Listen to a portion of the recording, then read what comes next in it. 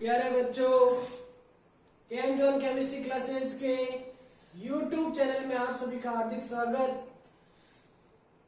मेरे सारे वीडियो को देखने के लिए सब्सक्राइब कीजिए और अपने फ्रेंड के साथ शेयर कीजिए। आज अपन क्लास 11th के कुछ बेसिक चैप्टर अपन पढ़ेंगे। सबसे पहले अपन बात करेंगे चैप्टर 3। चैप्टर 3 में आप लिखोगे तत्वों का वर्गीकरण, तत्वों का वर्गीकरण एवं आवर्तिता। अपन आज बात करेंगे तत्वों का वर्गीकरण और आवर्तिता। अब देखो, जितने भी तत्व थे सब तत्वों की खोज भिन्न भिन्न समय में भिन्न भिन्न वैज्ञानिकों के द्वारा की गई। सबसे पहले जो तत्व थे उन तत्वों को 3 भागों में बांटा गया। अब तत्वों को कौन कौन से 3 भागों में बांटा गया है? जो भी तत्व है उन तत्वों को सबसे पहले 3 भागों में बांटा गया। धातु, अधातु और उपधातु। अब अपन जानते हैं कि धातु क्या होता है, कि वे तत्व जिनमें विद्युत धारा प्रवाहित होती है या जो विद्युत धारा का चालन करते हैं, विद्युत धारा का चालन करते हैं, उन्हें धातु कहा जाता है। इनमें धात्विक चमक पाई जाती है, तन्यता का गुण पाया जाता है। तन्यता का गुण मतलब कि इनके तार खींचे जा सकते। इनमें आघात वर्धनीयता का गुण पाया जाता है। आघात वर्धनीयता का गुण का मतलब क्या होगा कि आप इनको पीटोगे ना तो आप इनकी चदर बना सकते हो। पीटने पर ये फैलते हैं, इनकी चदर बनाई जा सकती। जैसे सोना, चांदी, प्लेटिनम, ये सब धातु के अंदर आता है। अधातु की बात करो तो अधातु क्या होगा कि पहले तो ये विद्युत धारा का चालन नहीं करते हैं या इनमें विद्युत धारा प्रवाहित नहीं होती है। इनमें विद्युत धारा प्रवाहित नहीं होगी और इनमें जो गुण होते हैं वो धातुओं से बिल्कुल क्या होते हैं? विपरीत होते हैं। इनके जो गुण होते हैं ना वो धातुओं से बिल्कुल विपरीत होते हैं। अगर उपधातु की बात करो तो उपधातु में क्या हो जाएगा कि वे तत्व या पदार्थ जिनमें धातु तथा अधातु दोनों के गुण पाए जाते हैं, दोनों के गुण पाए जाएंगे, उन्हें क्या कहा जाएगा? उन्हें कहा जाएगा उपधातु। जैसे सिलिकॉन, जर्मेनियम। आई बात समझ में? तो अपन क्या कह रहे हैं? धातु क्या होगा? पहला कि ये विद्युत का चालन करते हैं, ये विद्युत का चालन करते हैं, या अपन कहते हैं इनमें विद्युत धारा प्रवाहित होती है। इनमें तन्यता का गुण पाया जाता है। किसका गुण पाया जाता है? तन्यता का गुण पाया जाता है। अर्थात क्या हो गया? इनके तार खींचे जा सकते हैं। इनके आप क्या कर सकते हो? तार खींचे जा सकते हैं। इनके अपन तार खींच सकते हैं। इसके अलावा अपन कह रहे हैं इनमें आघात वर्धनीयता का गुण पाया जाता है। इनमें आघात वर्धनीयता का गुण पाया जाता है, मतलब चद्दर बना सकते हैं। इसकी क्या बना सकते हैं? आप इसको पीटोगे तो ये फैल जाएगा। इसके अलावा इनमें धात्विक चमक पाई जाती है। क्या पाई जाती है इसमें? इनमें धात्विक चमक पाई जाती है। ये आपके होते हैं धातु। अगर मैं अधातु की बात करो तो क्या कहोगे? धातुओं से विपरीत गुणों वाले, धातुओं से विपरीत गुणों वाले होते हैं। मतलब ये विद्युत धारा का चालन नहीं करता है। क्या कहोगे? विद्युत धारा का चालन नहीं करते। ये विद्युत धारा का चालन नहीं करते। धात्विक चमक नहीं होगी, अगाधता का गुण नहीं पाया जाएगा। आई बात समझ? ये आपका होता है अधातु, जैसे लकड़ी है, रबर है आदि। अगर मैं उपधातु की बात करूं तो इनमें धातु तथा अधातु दोनों के गुण पाए जाते हैं। इनमें धातु के गुण भी होते हैं और अधातु के गुण भी पाए जाते, जैसे सिलिकॉन, जर्मेनियम। ये सिंपल सबसे पहले तत्वों का वर्गीकरण किया गया था, लेकिन धीरे धीरे बाद में भिन्न भिन्न वैज्ञानिकों द्वारा भिन्न भिन्न तरीके से तत्वों का वर्गीकरण किया गया। अलग अलग वैज्ञानिक अलग अलग समय में आए और उन्होंने अपने अपने नियम दिए। जैसे सबसे पहले डोबेराइनर आया और डोबेराइनर ने अपना त्रिक नियम दिया। तो अपन पढ़ेंगे डोबेराइनर का त्रिक नियम। डोबेराइनर के बाद में न्यूलैंड आया और न्यूलैंड ने न्यूलैंड का अष्टक नियम दिया। जो न्यूलैंड आया उस न्यूलैंड ने न्यूलैंड का अष्टक नियम दिया। इसके बाद मेंडलिप आया और मेंडलिप ने अपनी आवर्त सारणी बताई। और जब मेंडलिप ने अपनी आवर्त सारणी बताई तो सबसे पहले उसने तत्वों को परमाणु भार के आधार पर व्यवस्थित किया था। सबसे पहले तत्वों को परमाणु भार के आधार पर व्यवस्थित किया गया और आवर्त सारणी दी। और फिर धीरे धीरे मेंडलिप ने अपनी आधुनिक आवर्त सारणी दी। आधुनिक आवर्त सारणी की बात करेंगे, हेनरी मोजले ने संशोधन किया था और अपन कहते हैं कि नई आवर्त सारणी, आधुनिक आवर्त सारणी को परमाणु क्रमांक के आधार पर बनाया गया है। जितने भी तत्व हैं उन सभी तत्वों को परमाणु क्रमांक के आधार पर व्यवस्थित किया गया। तो अपन आधुनिक आवर्त सारणी की बात करेंगे, पूरी अपन आवर्त सारणी बनाएंगे, अपन सारे एलिमेंट याद करेंगे, आपको सारे एक एक एलिमेंट बता दिए जाएंगे और उस आवर्त सारणी को 4 भागों में बांटा जाएगा। एक तो एस ब्लॉक के तत्व होंगे, एक आपके पी ब्लॉक के तत्व होंगे, एक आपके डी ब्लॉक के तत्व होंगे और एक आपके एफ ब्लॉक के तत्व होंगे। उन सारे तत्वों की बात, उन सारे ब्लॉक के तत्वों की बात की जाएगी। ये सारा अपन पढ़ेंगे। इसके बाद में आपको मैं बताऊंगा कि 100 से अधिक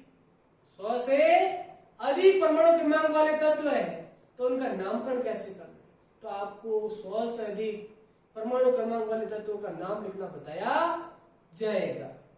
उसके बाद में आपको परमाणु त्रिज्या, आयनन विभव, इलेक्ट्रॉन विविधता, विद्युत ऋणता की भी बात की जाएगी। पहले आपको ये सिंपल पता चल गया होगा। अब अपन तत्वों का वर्गीकरण भिन्न वैज्ञानिक कर रहे हैं। सबसे पहले अपन डोबेराइनर त्रिक नियम की बात कर रहे हैं। किसकी बात कर रहे हैं? सबसे पहले अपन डोबेराइनर त्रिक की बात करते हैं। तो डोबेराइनर त्रिक क्या होता है वो आप ध्यान से समझना। वैसा आपने ये 10th क्लास में पढ़ा होगा। तो सबसे पहले आप हेडिंग लगाओगे डोबेराइनर त्रिक नियम। अब देखो डोबेराइनर ने क्या किया। डोबेराइनर ने सभी ज्ञात तत्वों के 3-3 के समूह बनाए। डोबेराइनर ने सभी ज्ञात तत्वों के 3-3 के क्या बनाए? समूह बनाए और उन 3-3 के समूह को उन्होंने त्रिक का क्या कहा? त्रिक। और उन्होंने बताया कि इस त्रिक में उपस्थित, इस त्रिक में उपस्थित प्रथम तत्व का परमाणु भार, प्रथम तत्व का परमाणु भार और तृतीय तत्व के परमाणु भार का औसत, एक तो पहला तत्व और एक तीसरा तत्व, पहला तत्व और तीसरे तत्व के परमाणु भार का औसत बीच वाले तत्व के परमाणु भार के बराबर होता, ये किसने कहा था? डॉबे-राइनर ने। तो डॉबे-राइनर ने क्या कहा था? तो डॉबे-राइनर ने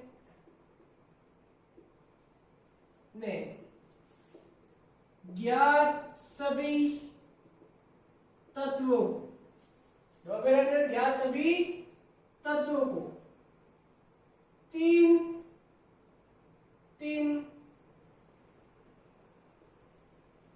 के समूह में रखा। इसे त्रिक कहा गया। क्या कहा गया? इसे त्रिक कहा गया तथा उन्होंने बताया कि त्रिक में उपस्थित प्रथम तत्व का परमाणु भार, प्रथम तत्व के परमाणु भार तथा तीसरे तत्व के परमाणु भार का औसत, एक तो पहला और एक आपका तीसरा, तीसरे तत्व के परमाणु भार का औसत बीच वाले तत्व के परमाणु भार के बराबर होता है। वो क्या कह रहा है कि त्रिक में उपस्थित प्रथम तत्व तथा प्रथम तत्व के परमाणु भार तथा तीसरे तत्व के परमाणु भार का औसत बीच वाले तत्व के परमाणु भार के बराबर होता, यह आपको समझ में आ गया होगा। देखो किस प्रकार से होता है। तो उन्होंने समूह किस प्रकार से बनाया? कुछ तत्वों के समूह बनाए, जैसे लिथियम, सोडियम, पोटेशियम।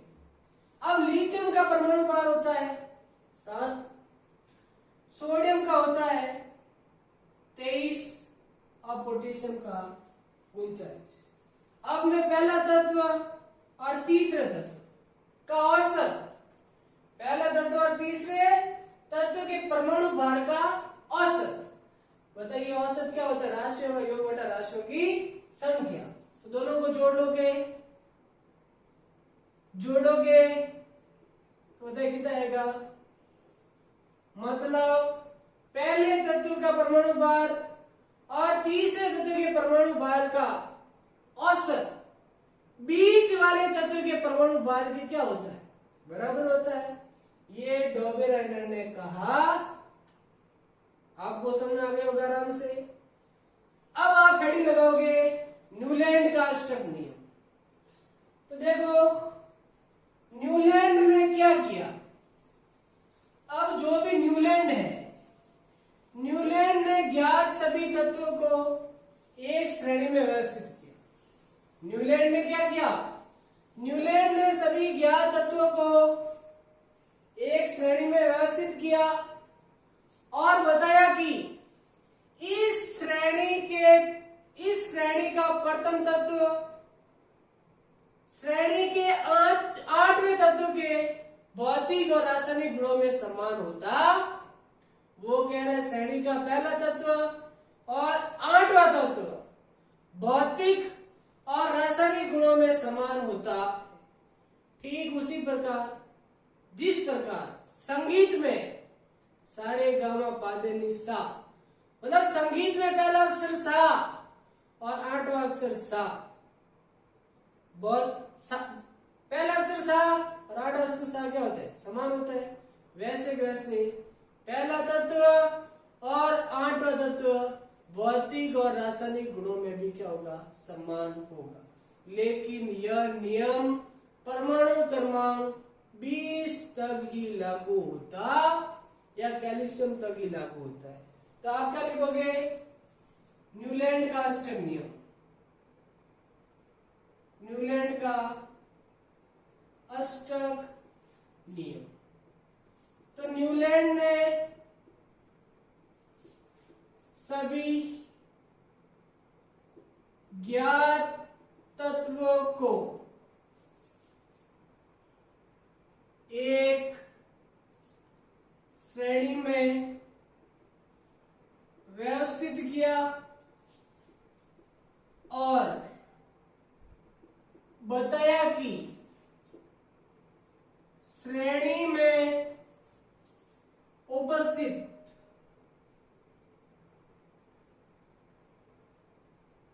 प्रथम तत्व तथा आठवां तत्व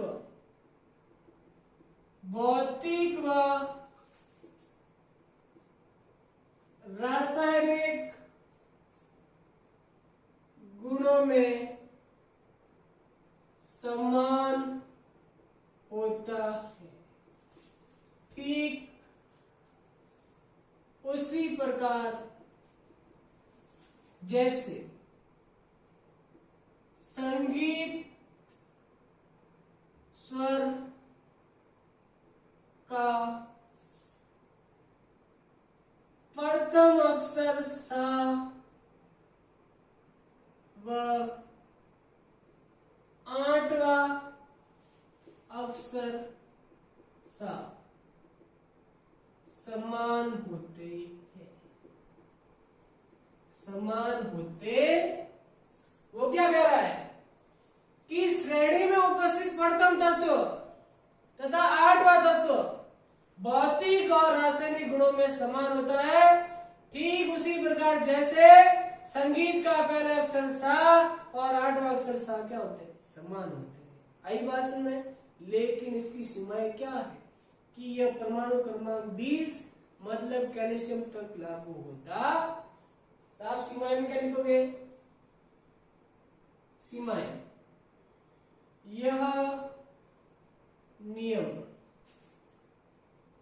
परमाणु क्रमांक 20 कैल्शियम तक ही लागू होता। कहां तक लागू होता है? 20 तक ही लागू होता। यह आपको समझ में आ गया होगा। न्यूलैंड का अष्टक नियम। अब न्यूलैंड के अष्टक नियम के बाद में आया मेंडलीफ। तत्वों का वर्गीकरण करने के लिए मेंडलीफ ने सबसे पहले तत्वों को परमाणु भार के बढ़ते क्रम में व्यवस्थित किया और एक श्रेणी बनाई। सबसे पहले मेंडलीफ ने क्या किया? जितने भी ज्ञात तत्व थे सभी ज्ञात तत्वों को परमाणु भार के बढ़ते क्रम में व्यवस्थित किया और परमाणु भार के बढ़ते क्रम में व्यवस्थित करते हुए एक श्रेणी बनाई और उन्होंने बताया कि तत्वों के भौतिक और रासायनिक गुणधर्म, तत्वों के भौतिक और रासायनिक गुणधर्म उनके परमाणु भार के आवर्ती फलन होते। तत्वों के भौतिक और रासायनिक गुणधर्म उनके परमाणु भार के आवर्ती फलन होते और जो श्रेणी बनाई उसे कहा गया आवर्त सारणी। उसे क्या कहा गया? उसे आवर्त सारणी कहा गया। अब अगर आप आवर्त सारणी को देखते हो तो आवर्त सारणी के अंदर एक तो 37 पंक्तियां होती है। एक तो कैसी होती है? एक क्षैतिज पंक्ति होती है और एक ऊर्ध्वाधर पंक्ति होती है। तो क्षैतिज पंक्ति है ना, उन क्षैतिज पंक्तियों को आवर्त कहा गया और ऊर्ध्वाधर पंक्तियों को वर्ग कहा गया। क्या कहा गया कि जो क्षैतिज पंक्ति है उन क्षैतिज पंक्तियों को आवर्त कहा गया और ऊर्ध्वाधर पंक्तियों को वर्ग कहा गया। अब सबसे पहले जो आवर्त सारणी बनी थी उसमें 7 तो आवर्त थे और 8 वर्ग थे। कितने वर्ग थे? 8 वर्ग थे। लेकिन जैसे ही उत्कृष्ट गैसों की खोज हुई, जैसे ही उत्कृष्ट गैसों की खोज हुई तो फिर एक नया वर्ग आ गया 9। तो जब टोटल आवर्त कितने थे उसमें 7 और वर्ग कितने थे 9। ये सबसे पहले आवर्त सारणी परमाणु भार के आधार पर बनाई गई थी, लेकिन उसमें भी सीमाएं थी। तो कौन कौन सी सीमाएं थी उसकी अपन बात करते हैं। तो आप हेडिंग लगाओगे सबसे पहले मेंडलीफ की आवर्त सारणी।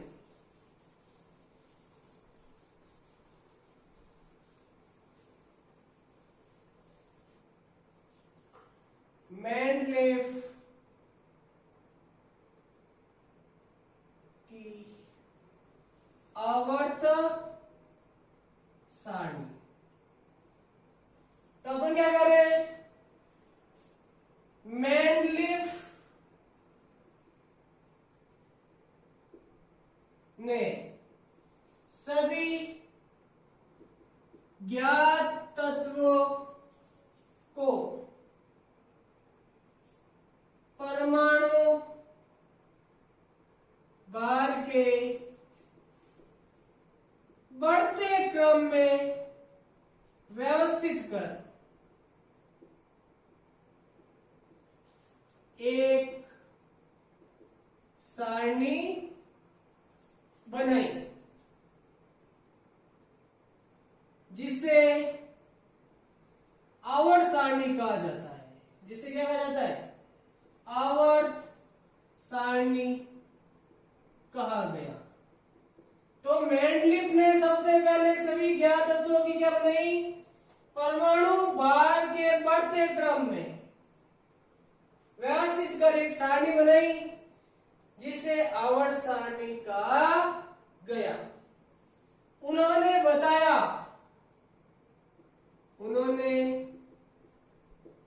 बताया कि क्या बताया? देखो, तत्वों के भौतिक व रासायनिक गुणधर्म परमाणु भार के आवर्ती फलन होते हैं। अपन क्या कर रहे हैं? तत्वों के भौतिक और रासायनिक गुणधर्म परमाणु भार के आवर्ती फलन होते।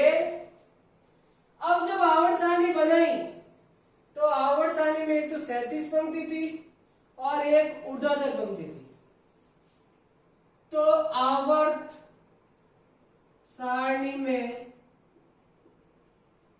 क्षैतिज पंक्तियों को आवर्त कहा गया। क्या कहा गया?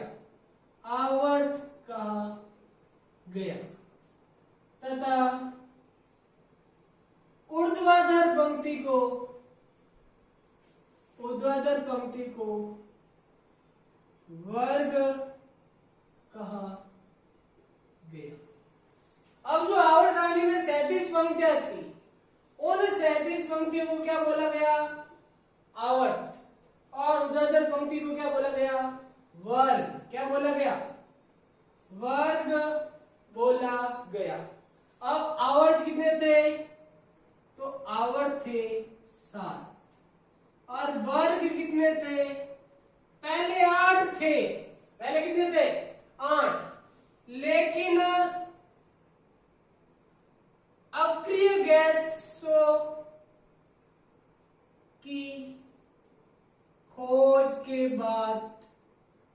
9 हो गए। कितने हो गए?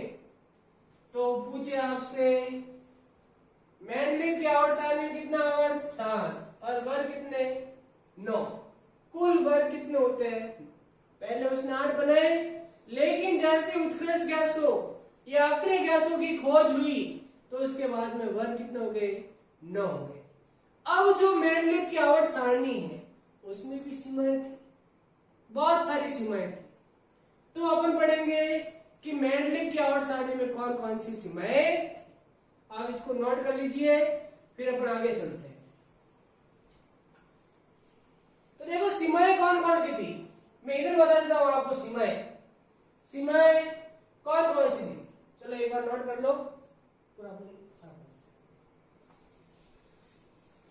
तो देखो मेंडलिव की आवर्त सारणी में कौन कौन सी सीमाएं थी उसकी अपन बात कर रहे हैं। तो सबसे पहले पहली सीमा है, अब मेंडलिव कह रहा है कि मैं सभी तत्वों को परमाणु भार के बढ़ते हुए क्रम में व्यवस्थित कर रहा हूं। किसमें व्यवस्थित कर रहा हूं? सभी तत्वों को परमाणु भार के बढ़ते हुए क्रम में व्यवस्थित कर रहा हूं। अब आप मुझे बताइए, ये C12, ये C13, ये C14। अब मुझे बताइए, अगर आप इसको ध्यान से देखो तो परमाणु क्रमांक समान है, लेकिन ये जो परमाणु क्रमांक, ये क्या है? परमाणु क्रमांक, और ये द्रव्यमान संख्या या परमाणु भार। परमाणु क्रमांक समान है, परमाणु भार भिन्न भिन्न, तो उनको क्या बोला जाता है? समस्थानिक। क्या बोला जाता है? आपने पढ़ा होगा 10th के अंदर समस्थानिक। परमाणु क्रमांक समान लेकिन परमाणु भार भिन्न भिन्न, तो उसे क्या बोला जाता है? समस्थानिक। अगर इन समस्थानिकों को देखा जाए तो सबके परमाणु भार अलग अलग है। अगर परमाणु भार अलग अलग है तो बताइए सबको अलग अलग स्थान देना चाहिए था ना, क्योंकि मेंडलिव कह रहा है कि वो परमाणु भार के आधार पर बना रहा है। अगर परमाणु भार के आधार पर बना रहा है तो सभी को अलग अलग स्थान देना चाहिए था, लेकिन मेंडलिव ने समस्थानिकों को कोई अलग से स्थान नहीं दिया, सिर्फ कार्बन लिखा। सिर्फ क्या लिखा? तो सीमाएं क्या हो गई? समस्थानिकों को कोई स्थान, आप लिख दोगे 1 नंबर लगा के, समस्थानिकों को कोई स्थान नहीं दिया गया। पहली सीमा क्या है? समस्थानिकों को कोई स्थान नहीं दिया गया। दूसरा है हाइड्रोजन परमाणु की स्थिति अनिश्चित।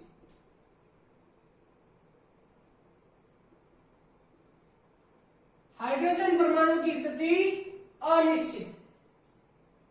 इसके अलावा कुछ तत्व ऐसे थे जो समान गुणों वाले हैं लेकिन उन्हें अलग अलग रखा गया, और कुछ ऐसे तत्व थे जो असमान गुणों वाले थे, उन्हें साथ रख दिया गया।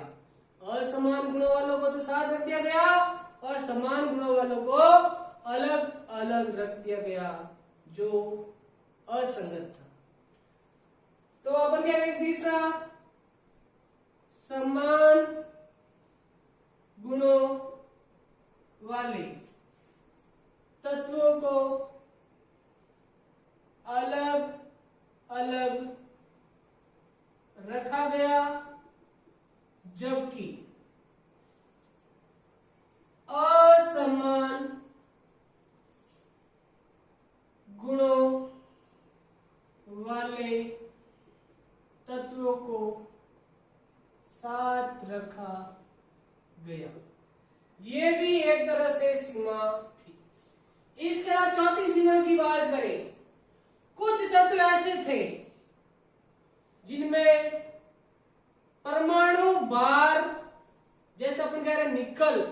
कोबाल्ट। अब निकल और कोबाल्ट के परमाणु भार को देखो। अगर निकल और कोबाल्ट के परमाणु भार को देखो तो कोबाल्ट का निकल से ज्यादा है, तो कोबाल्ट को निकल के बाद में रखना चाहिए था, लेकिन उन्होंने कोबाल्ट को पहले रखा और निकल को बाद में रखा, तो ये भी सही नहीं था। तो उन्होंने परमाणु भार के क्रम को एकदम फॉलो नहीं किया, मतलब कोबाल्ट को निकल से पहले रखा गया जो असंगत था। तो क्या लिखोगे? कोबाल्ट को निकल से पहले रखा गया। जब इनसे पूछा कि ऐसा क्यों किया, तो फिर उन्होंने अपना उत्तर नहीं रखा। आई भाषण में यहां तक आपको समझ में आ गया होगा। ये मेंडलीव की सबसे पहले जो आवर्त सारणी बनाई गई थी वो थी। अब जो मेंडलीव की आवर्त सारणी है, उस मेंडलीव की आवर्त सारणी में संशोधन किया गया, और मेंडलीव की आवर्त सारणी में संशोधन हेनरी मोजले के द्वारा किया गया था। किसके द्वारा किया गया था? हेनरी मोजले के द्वारा किया गया था, और उन्होंने आधुनिक सारणी दी। और आधुनिक आवर्त सारणी को परमाणु क्रमांक के आधार पर बनाया गया। किसके आधार पर बनाया गया? मेंडलीव की आधुनिक आवर्त सारणी को परमाणु क्रमांक के आधार पर बनाया गया है, और जो नई आवर्त सारणी है उसमें 7 तो आवर्त है और 18 वर्ग है। आवर्त सारणी किस प्रकार से है, कैसी देखने में कैसी लगेगी, वो आपको मैं अगली क्लास में बताऊंगा। मैं जो आपको पढ़ा रहा हूं वो आराम से याद कीजिए, समझिए और क्लास को लगातार देखते रहिए। Thank you.